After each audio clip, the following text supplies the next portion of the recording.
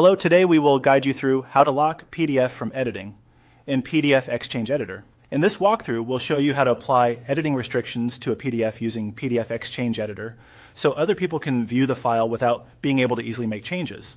This is a useful option when you want to protect the layout or content of a finished document before sharing it. Start by opening PDF XChange Editor on your computer. Once the program is open, make sure the PDF you want to protect is loaded and ready to edit. If you have several documents open, take a quick moment to confirm that you're working on the correct file before applying any security settings.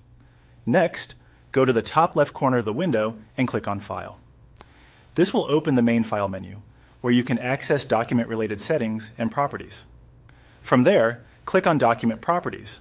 This area contains information and controls related to the file itself, including its security options. When the Document Properties window appears, click on the Security section. This is where you can manage how the PDF can be accessed or modified. In the Security settings, locate the Security drop-down menu. Click that menu and choose Password Security.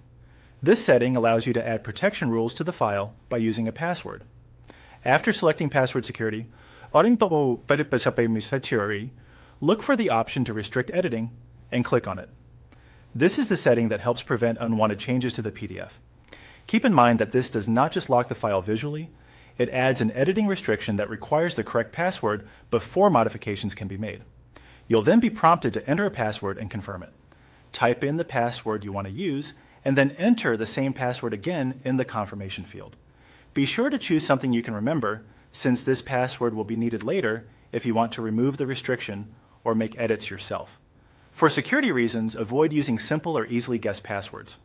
Once everything is filled in, click OK to apply the settings. At that point, the editing restrictions will be added to your PDF. That's it. Your PDF is now locked from editing in PDF XChange Editor.